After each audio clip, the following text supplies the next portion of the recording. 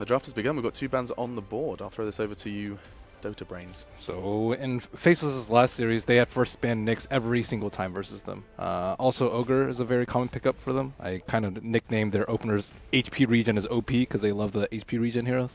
Is that what you've got in your notes? Yeah. Nice. I try to have an opener for everyone in the teams. Yeah. And LGD is, in Chinese, LGD is it's the name of a brand, but there's a running joke in the Chinese community that it means Lai Gao Di, which is come high ground. I talked to Jack about this because they used to be known for just defending high ground with Magnus plus whatever, and then they would win later.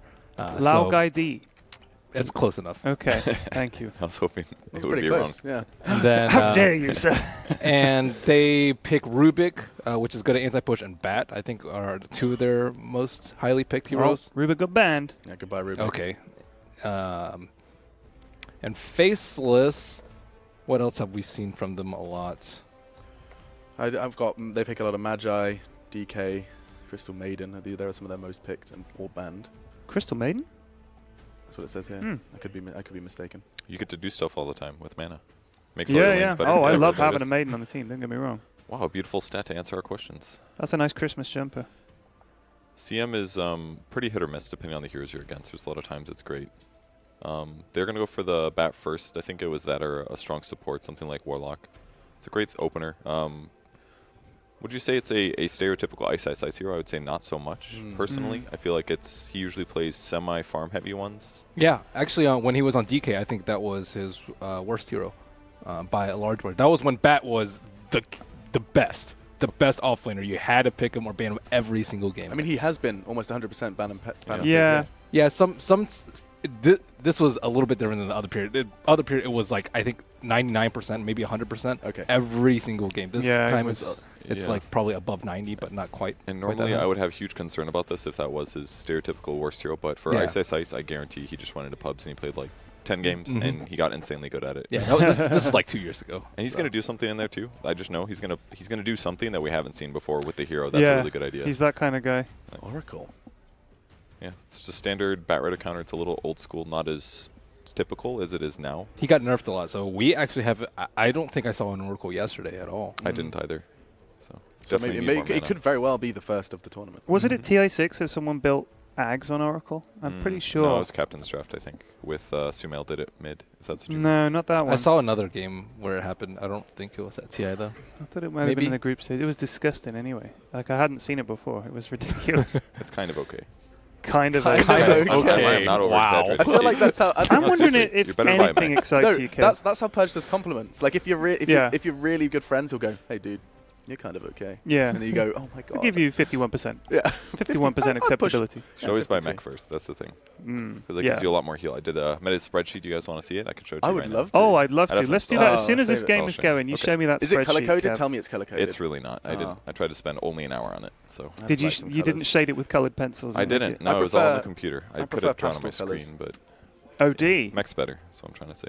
Okay. Are we going to have a series here where nobody picks Drow? Do you think that would be nice? Possibly. I actually really love this combo of Oracle plus OD. It solves some of those mana problems because with the OD Aura, you get free mana sometimes, and he spams his spells so much that you can kind of get away with just an Arcane Boots. And early game, he's pretty much set. He can even, I don't know, maybe even like an aggressive. They can even like do an early rotation, put Oracle mid, and do like a dual lane. I don't know if we'll see anything like that, but. Oh, what? Ogre Magi? Never seen that before. He's just reliable. So reliable. We were talking about consistent players, consistent heroes. Ogre is definitely falls into that bracket. It's more surprising that LGD didn't take it though. That they valued the Oracle over the Ogre. They have turned to other solutions against the Bat Rider. They don't necessarily have to go for the Bat Rider. They've actually picked LC a lot recently.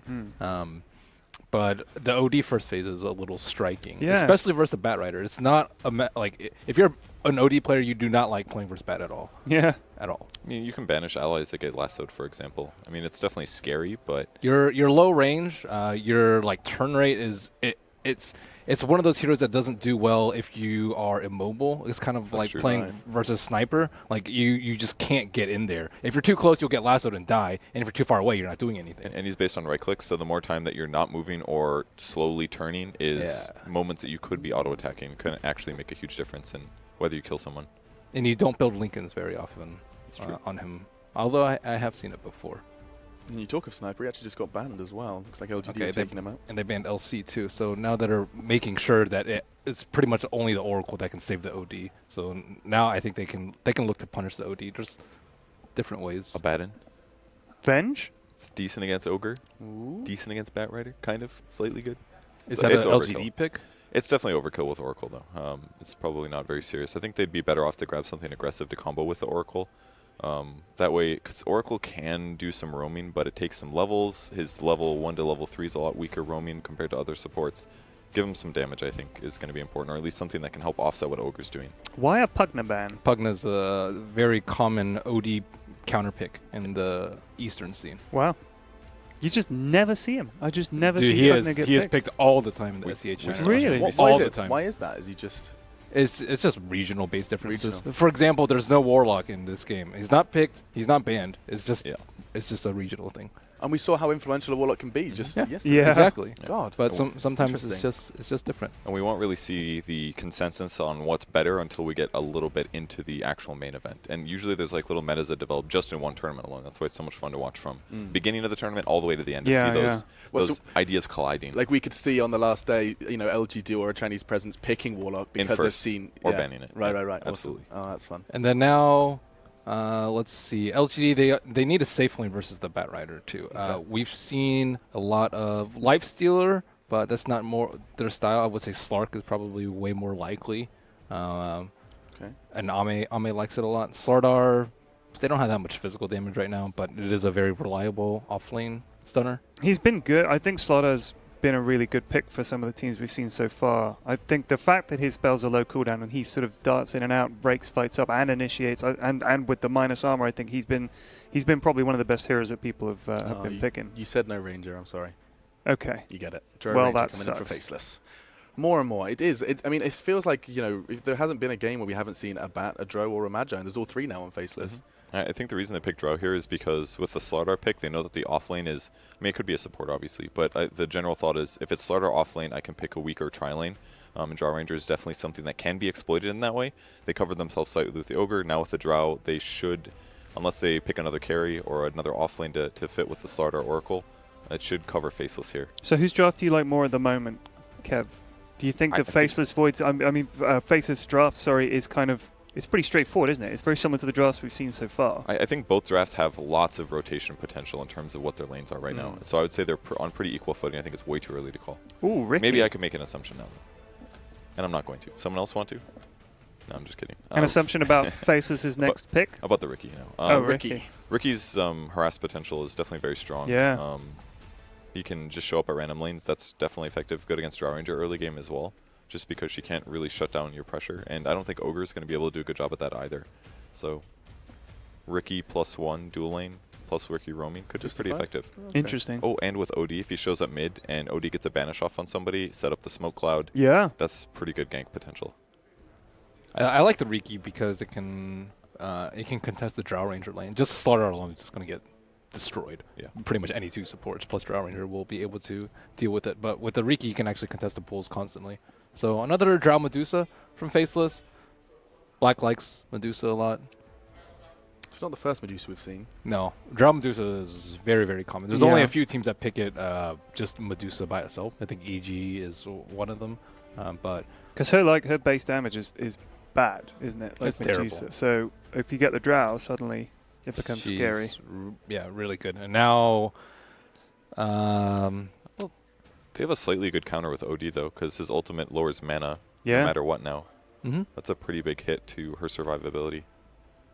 Pure damage is arguably not as good as Raw, I would say, against Dusa. Can't remember. But the exactly. mana steal is int steal is really, really that's good. a fantastic Yeah, point. that's really big. Yeah, OD not bad against Dusa. A Is that a Wyvern ban. Wyvern ban? Yeah, that is. We've seen that It's, once. We've seen that picked once. And what was that countering perk? It was Remind me. anti-drow. Anti-Drow. It was anti-Drow. So maybe...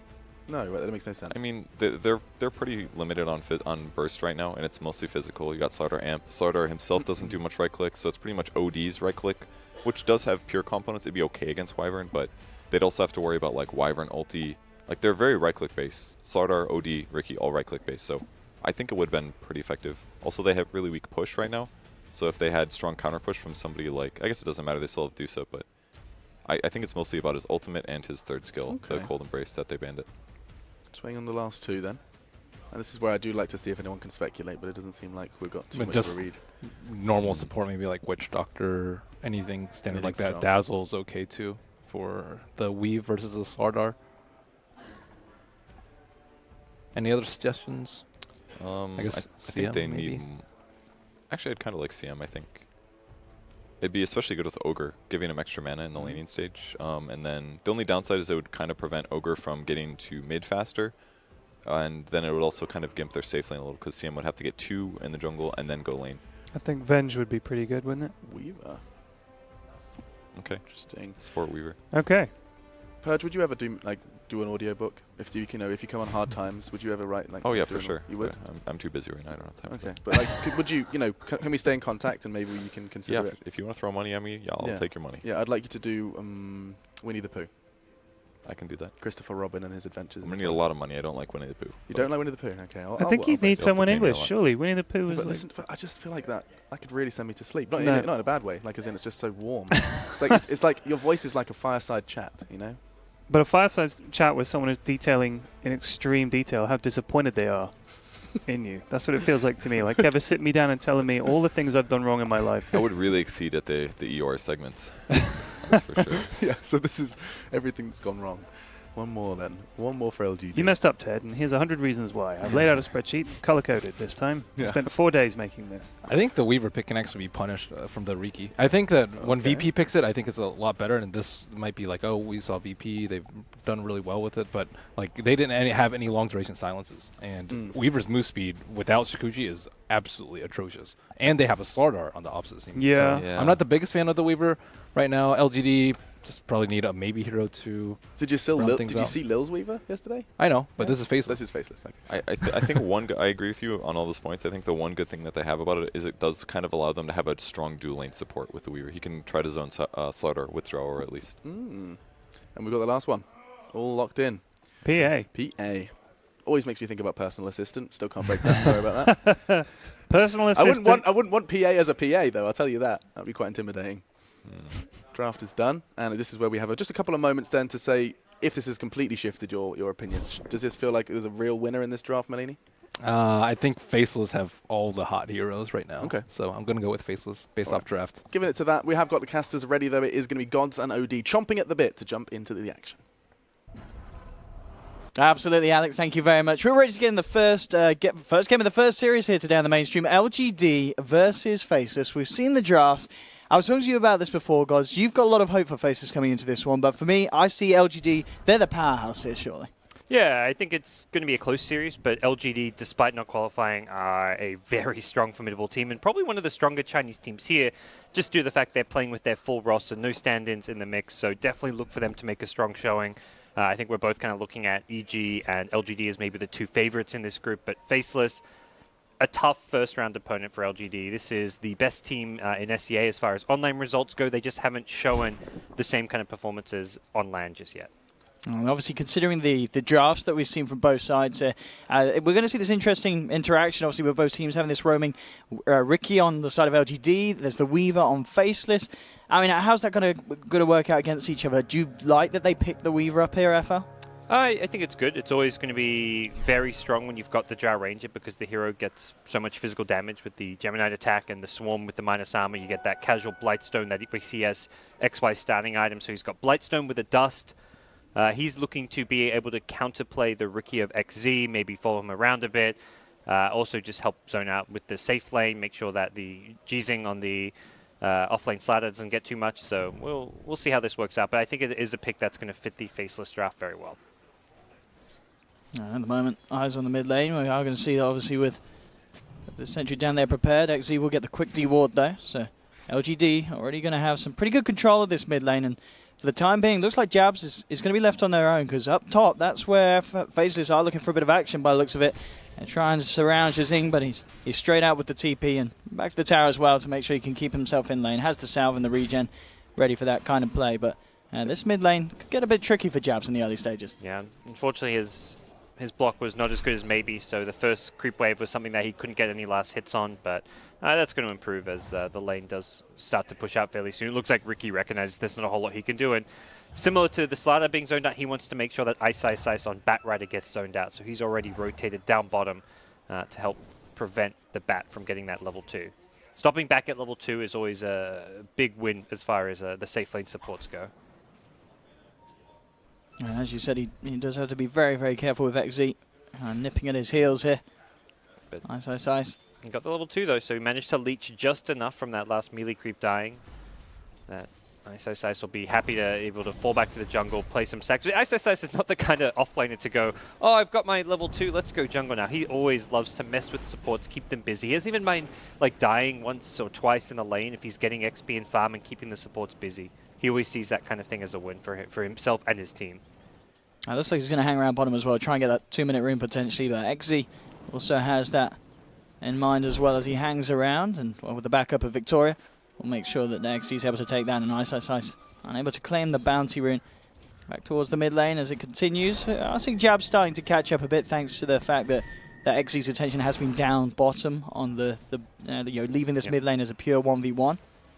Looking like the offlane going a bit better for LGD. Slatter managed to get a side pull off, which denied some farm and XP from the Drow Ranger, and also got the lane pushed to his tower. So suddenly we see Slatter getting some CS, uncontested. He's also hit level 3 now, so I think that's definitely maybe some mistakes coming up from Faceless, considering how many heroes they have up in this top lane. To let Slatter get that side pull off and get the creep wave to his tower is something you've got to prevent from happening.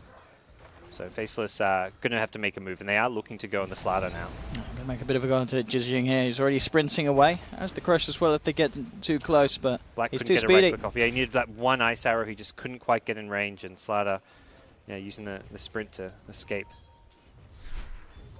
So overall, these 3 lanes, would you say it's slightly favouring LGD here in these first 3 minutes? I think the offlane's going slightly better for them, and then looking at the cores, you've got PA well ahead of the Drow and CS, and mid lane being won by the OD as well, thanks to some early help from the Ricky. But Jebs, now that he's level 4, has a couple points in Mystic Snake. We're seeing him start to harass pretty well onto the OD. OD's having a rougher time now that the Mystic Snake has been leveled up.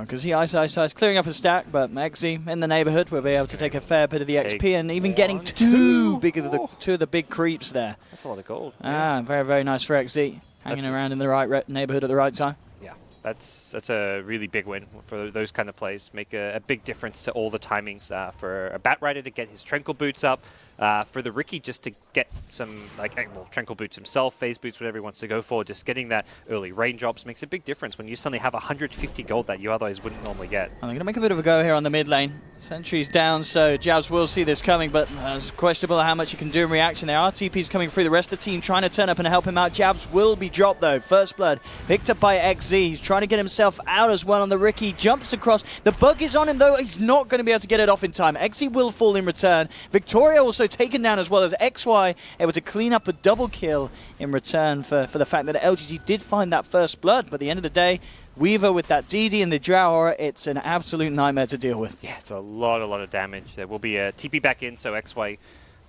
gets the bottle back to Jabs, but that was a nice turnaround from the Ricky, but ultimately still a small win for LGD because they get the first blood gold, and it's the carry maybe who doesn't die, he doesn't get the first blood either, but he stays alive in the mid lane while the Deucer goes down, so I think it's still an exchange that LGD get the smallest edge out of, but very much a kind of a null exchange since LGD also had to commit 4 heroes there.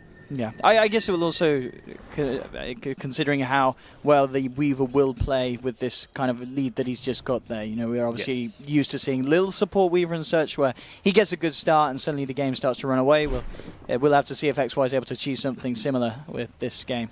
As already reaching on to level 4, has a nice chunk of money on top of the Blightstone. He needs to do well too, because Deuce is going to have a lot of time where she needs to catch up. She's struggling on CS, and that's a big problem for them. Top lane Black in a bit of trouble here. Actually getting the wraparound, and Arme jumping in with Jizing. They've found one. Can they actually get a second? That's the question. Actually, in fact, yeah. Shikuchi's still on cooldown, of course, just level 1. So they will pick up both the kills there. LGD sending 4 up to the top lane and crushing the safe lane of Faceless. Yeah, that was great rotation. PA making a move there. LGD just really making these unpredictable movements, like a 4-man rotation towards the mid lane to kill the Deucer. You're expecting like the supports to be there, but it was the Slardar as well as both supports to kill the Deucer. And then suddenly it's the PA with an early TP up top. The kind of just moves you just don't expect. PA wasn't even level 6 when she TP'd up there. If you're Faceless there, you're not expecting that TP up coming from the PA, but that's exactly what LGD want to do. They want to make sure their early game goes well, because if you let Drow, Medusa just get their farm, get their levels, then the 5-man comes in, then towers start to drop, and you're not going to have the items to fight this Faceless team once like there's a Dragon Lance on a Drow Ranger, whatever it may be, once Deucer has some treads and a Dragon Lance herself. That's where you're kind of at that point where you can't fight. So you want to make sure you get these small little pickoffs that slow down Faceless with their item timings. This is certainly opening up to be a very, very strong start for LGD. Our mate in a fantastic position, level 7, nearly 1k gold on top of the face boots. Nuts coming in there to harass him away. He's only up here on his own now on the PA, so can't really get too close to that of Faceless.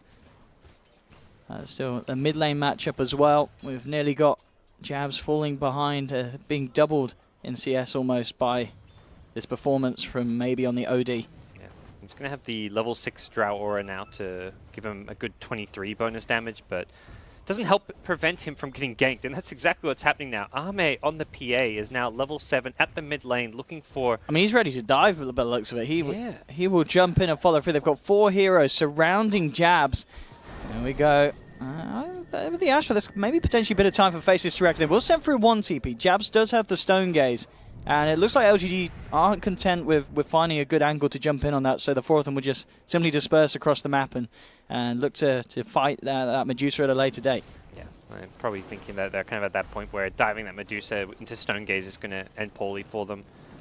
They know they can force a TP to the mid lane, but they don't want to dive underneath the tower itself. So I think a wise decision to back off and see where Ame looks to go next. He's kind of given up the safe lane to the Slardar to try to get his level 6, work towards the... Obviously, the Blink Dagger's not going to come super soon. It's just 150 gold on Slardar, but he can farm just fine at the top lane. If anything, he can contest the Drow's farm. Drow doesn't want to go anywhere near this PA because the jump threat is just...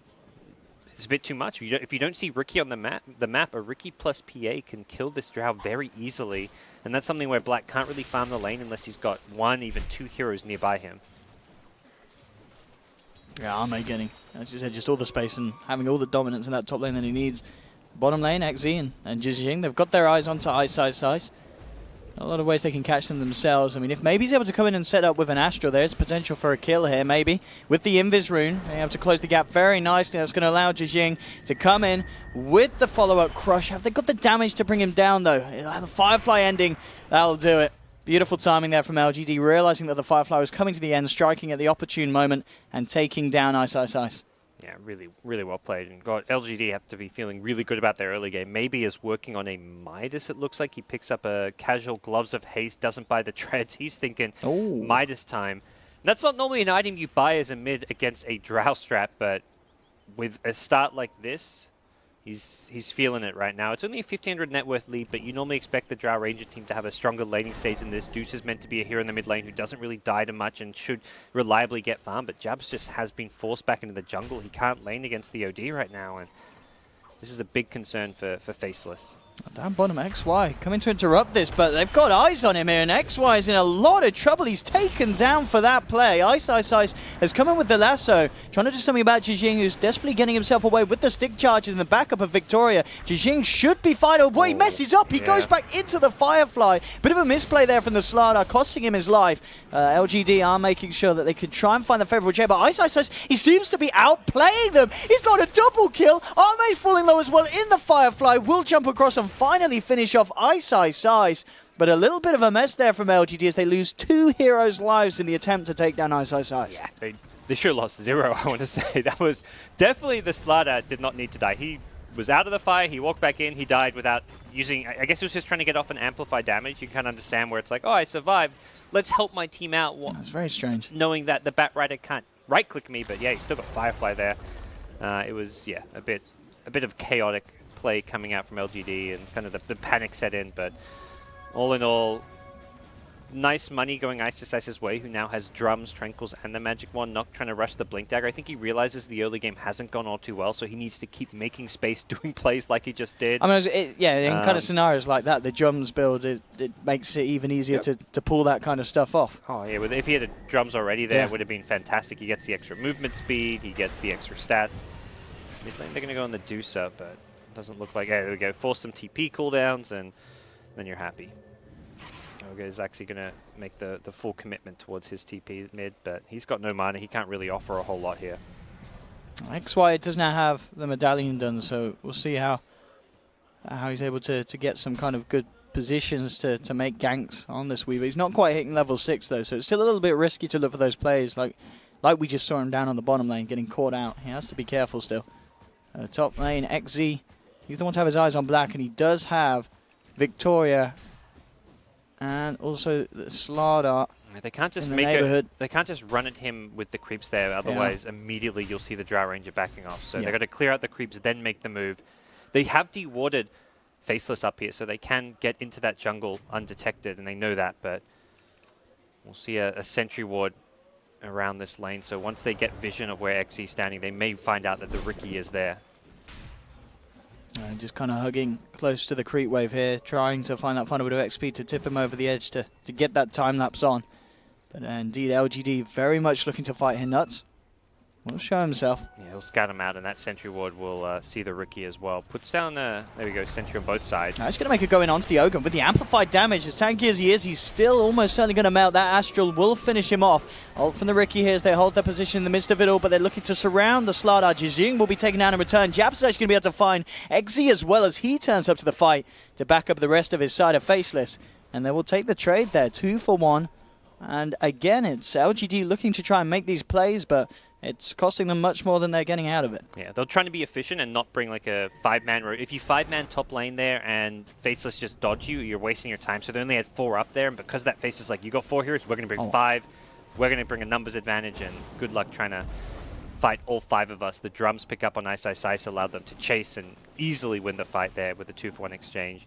But it's still not the biggest loss for LGD because of the fact that PA was in the mid lane farming towards that Desolator while it's going on. So as we see, they've seen us and they do attempt this diving, but immediately, TP's coming in from Jabs on the Medusa, Black's on the east, and also towards the west, Ice is making his way over. They get the kill. Riki ult at this stage, absolutely minimal damage, nothing that they need to worry about. With the sentries down, because even when they placed that sentry, they didn't deward it. So potentially, if he dewarded that, the Riki would have survived. Meanwhile, mid lane back in the current game, they're making a go onto the PA. False promises there. He'll jump away. He should take a fair chunk of damage, and indeed he does. It's very, very close.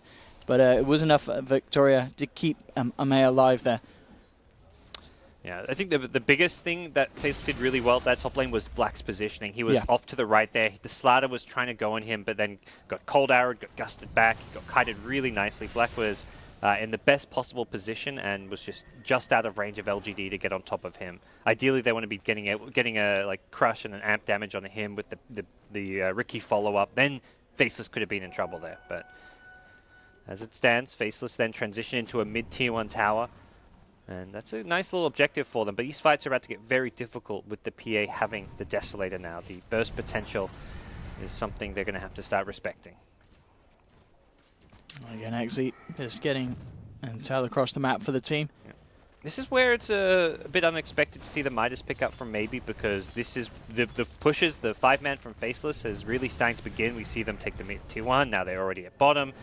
But I think their plan for LGD is we're going to trade towers and try play more towards the late game. Maybe he's got to force stuff with the Midas, so it's not like he's underfarmed and lacking a core item. And 15 minutes having... Normally, the alternative is you'd have like treads and a 4-staff. So having a brown boots, 4-staff, and a Midas is A-okay for him.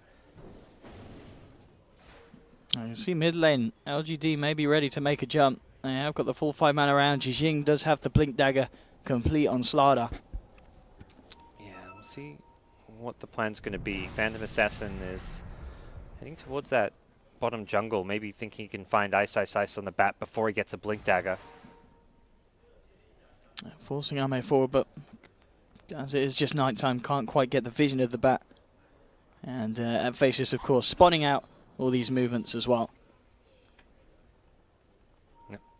So Black looks to get. He's got the casual mob mask. He's one of the few players that still builds Mask of Madness. He really likes the item, but against the PA Slater, it may be something he forgoes. You might want the extra armor from the Helmet Dominator. He probably also just wants to get the faster Hurricane Pike, since the Force Staff effect is going to be very useful against both Slater as well as the PA, even the Riki getting out of the smoke cloud. So I think there's a good chance he just rushes the Hurricane Pike here. Similarly, maybe an item that Jabs even wants to go on his Medusa. For now, just sitting on the Phase Yasha. But as they've got the Desolator, they want to make use of it. They're going to smoke up not just the Desolator, the Blink on the Slater you mentioned. They're trying to make some play. I think that was slightly in range of Faceless' Hobbs ward there towards the mid lane. So I think they're aware of this. Faceless are going right towards it. I believe they saw the edge of the smoke, so they know that something's going down. They're heading straight towards the pit. Ice chucking in the Flame Break, and LGD have got to get themselves the hell out of there. They do not want to commit to this Roshan with Faceless in the neighborhood. LGD lucky that Victoria was out of position to scout the smoke gank and alert the heroes in Roshan that, hey, Faceless are right there. If not for the Oracle coming late to the Roche party, that would have been like 2 easy kills for Faceless. Ice jumping forward. Bit of a missed time there with the Astral and the Blink, and LGD kind of falling into disarray around this fight, backing off. Not wanting to get too close. And, okay. Well, XZ's made quick work of. He does Shikuchi up to the high ground, but they have a sentry there ready and waiting for him, and a quick crit from Ame will finish off the old bug. So now they've got the numbers advantage, so LGD looking to move back into the pit now. Faceless will continue to play around with them. They're going to have XZ back in the game in 15 seconds.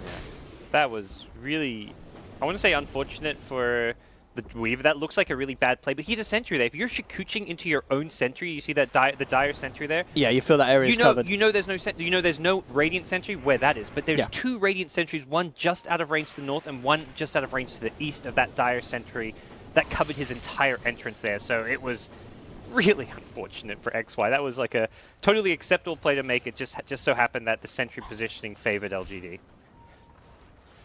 And now this has kind of rotated into this defense down on the bottom lane where LGD were prodding and poking.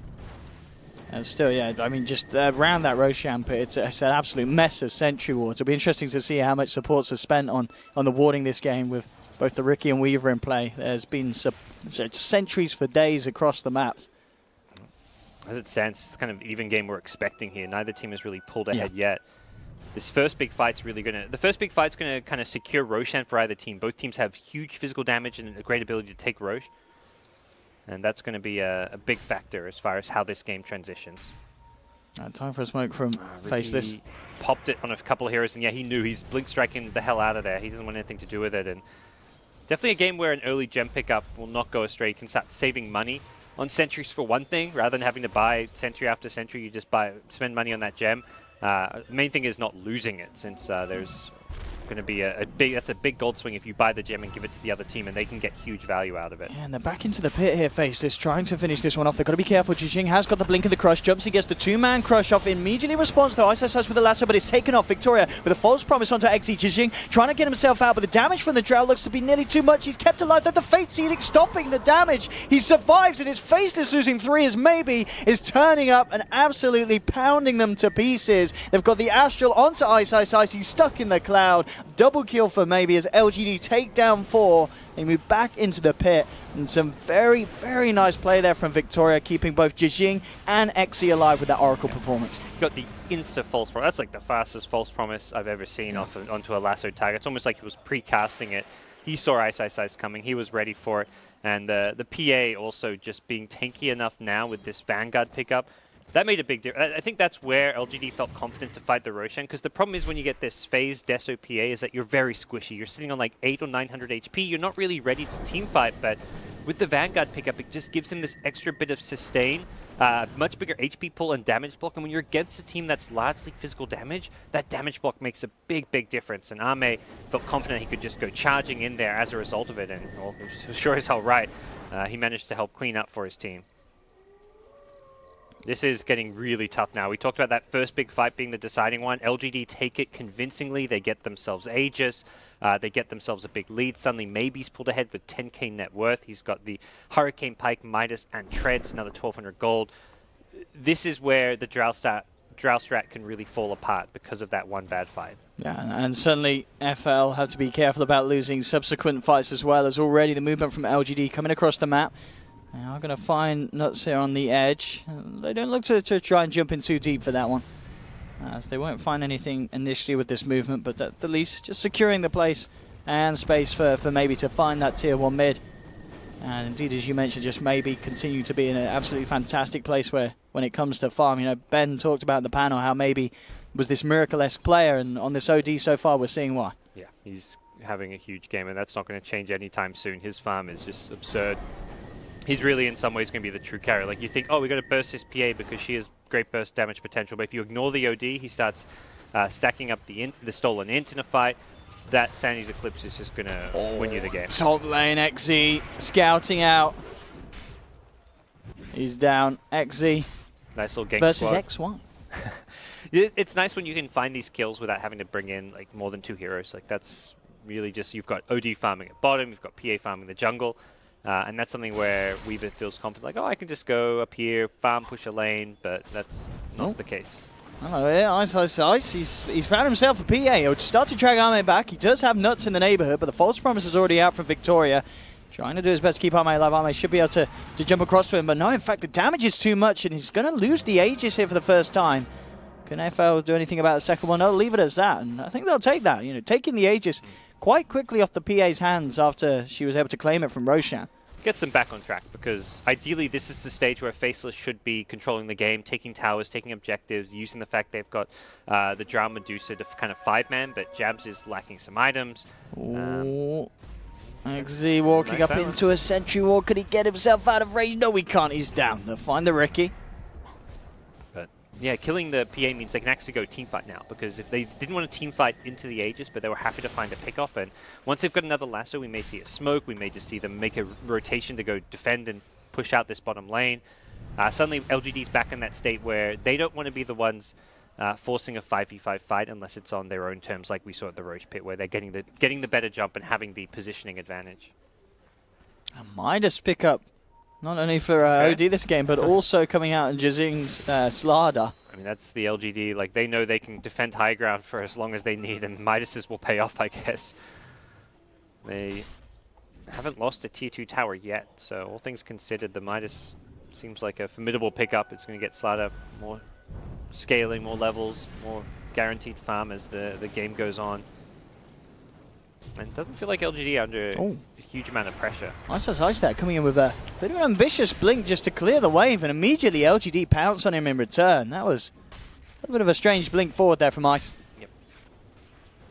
Misplay from him, and those kind of kills you don't want to be giving up, because as soon as you lose a Batrider like that, suddenly the call in the team comms is pretty much, all right, fall back and farm. Like, you can't make any moves as a team once you lose that key initiating hero.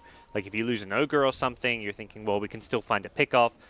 You can be aggressive on the map, but losing a Bat means there's zero play. You have your carries, you just sit there and right-click heroes, but you have no playmaking and pick-off potential. So your only real call now is to fall back and farm, and that's where LGD will take advantage, push out lanes, and just really buy time to get their carries even more farm, get them more online.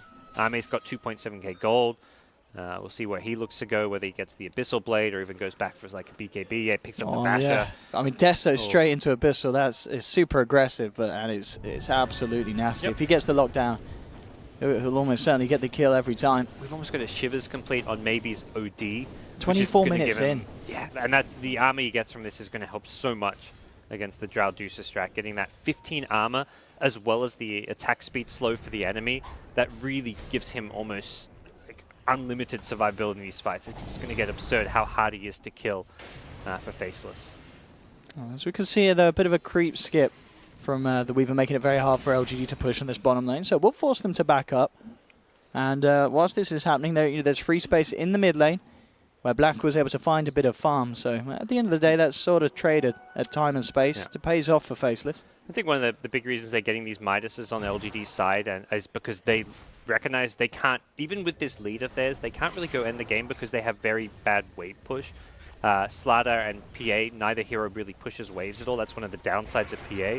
Despite us seeing a lot of PA in this tournament, normally it's paired with a mid hero that pushes waves quite well. OD is okay, but not great. The Astral, of course, able to clear a wave, but decently in the early to mid game, but come late game, you're kind of faster off just right-clicking down a wave, so you're not really much better than a PA. And that's really one of the big limitations of maybe LGD's drafts, is they're forced to play for late game, but that's LGD in their comfort zone typically. So we'll see whether or not Faceless can try and punish that, or alternatively, it feels like they need to just match the farm. They're going to have to go late game with Drow right now. It's not the end of the world. We're seeing teams get better and better at scaling with Drow Ranger, the itemization, the play around the Drow. It's no longer this, oh, you've got to win the game by 30 minutes, push all the towers or you lose kind of thing.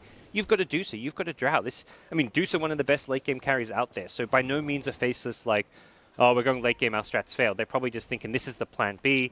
Let's start playing the farming efficiency game rather than trying to team fight. Ooh, maybe he just waltzes in with the Shiva's Guard, and that spooks Jabs. Yep. Immediately stone gazing and backing off. And now at this point as well, you've got little towards Ricky, who's also finished off a diffusal blade.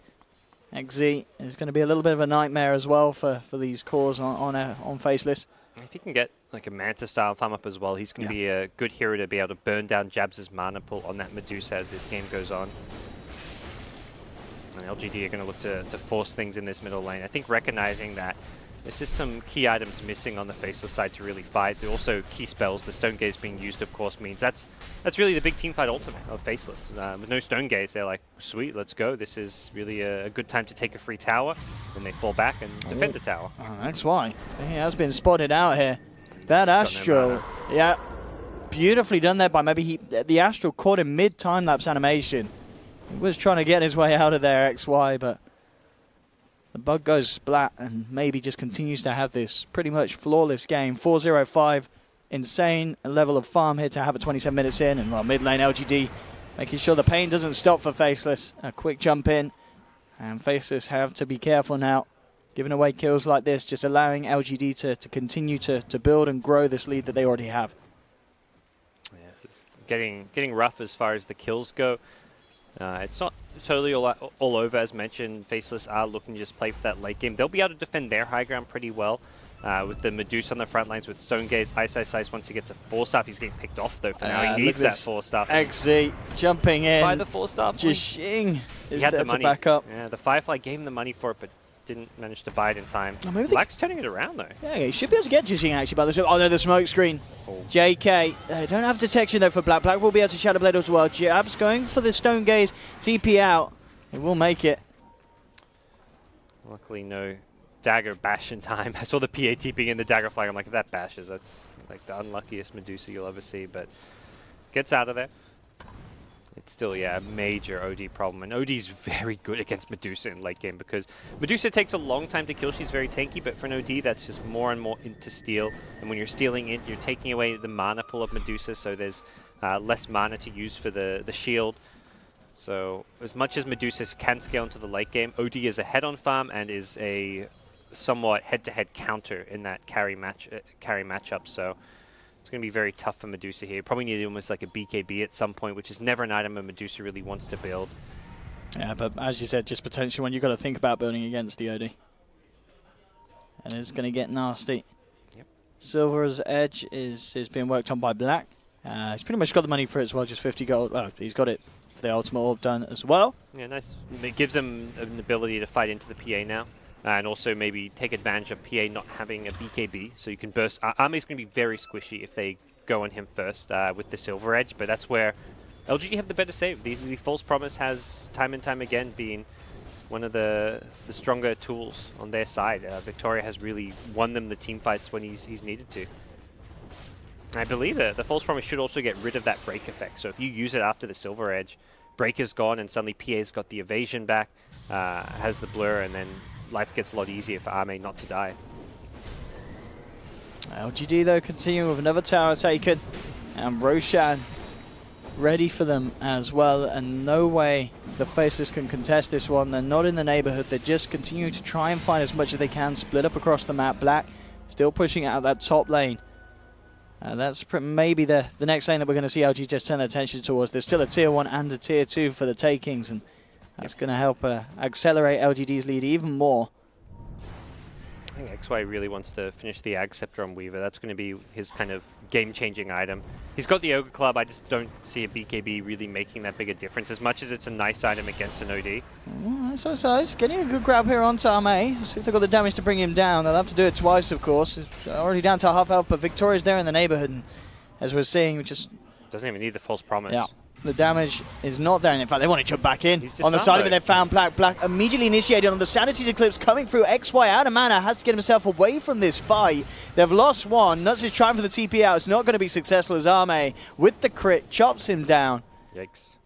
And again, it really feels like in the last half of this game, it's just been LGD all the way, and Faceless unable to do anything to stop them. Yep. Faceless not going to be able to do too much in the high ground defense without a lasso, without the Jar Ranger alive. This is looking like a bottom lane of Rax, and we could be approaching that kind of game over point with Faceless just not having the ability to keep up in farm and to match up against Maybe's OD. And it's not just the Maybe OD, it's the way that LGD are playing together as a team. They just have such good coordination in these fights. They're just protecting each other well. They're using the Oracle very effectively, and we haven't seen Faceless able to prevent that false promise really coming into play. Well, let's see. Size maybe seeing if he can get a jump in lasso. Back off cooldown.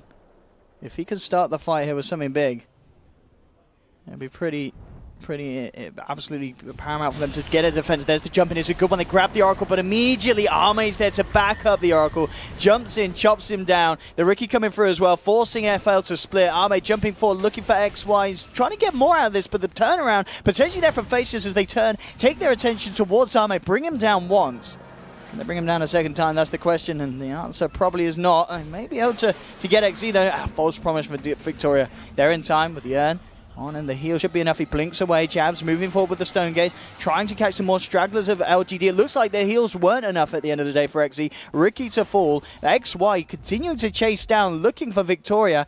Arme still in the neighborhood. XY, he can play around with this. Has a time lapse as well. Arme jumps in with the bash, but he did cast the Shikuchi off in time.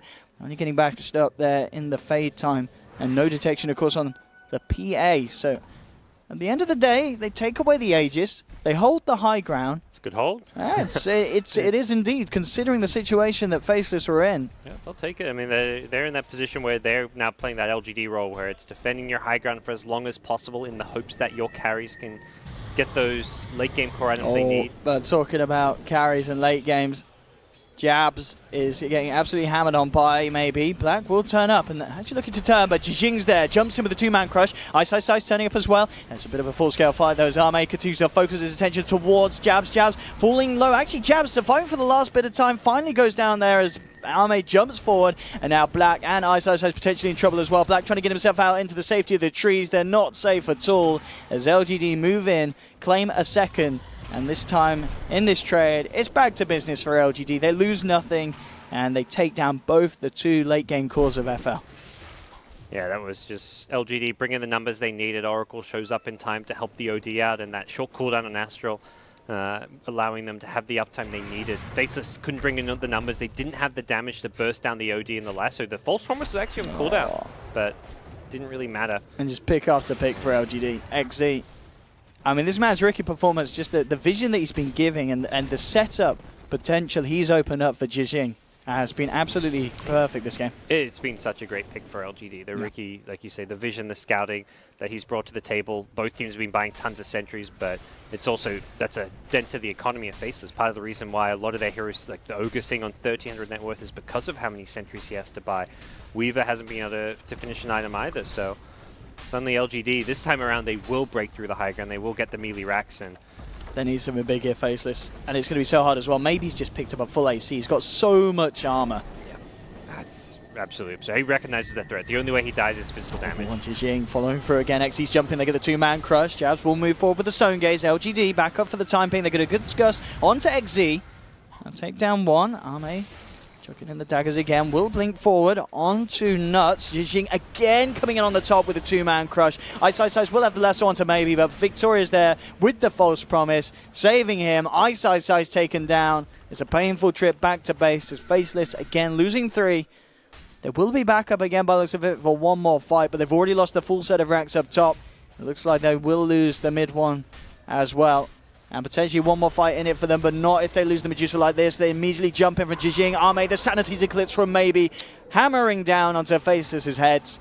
Jabs just could never finish his core items. He ends the game with 4k gold, but he has Lincoln's Yasha at 35 minutes in. That's not going to cut it. Obviously, he could have had like the Manta style or something like the parts of the Skadi to work on, but LGD got too far ahead. They hit their timings. They won that first big fight. I mean, this game, Yes, to that me, fight around the Roche. Yeah, that first Roche fight is the one fight that you look at as far as where this game was decided. I think Faceless already had a weaker early game than they were hoping for based on their draft. You want things to go a bit smoother than that, but you're still in a position where you can make your overall playstyle and your strategy work. You can hit that timing with Drow Medusa if you get that first Roshan. You've got to win that fight, and it just didn't work out for them. They had the blink on the Batrider, but Victoria was ready with the Oracle.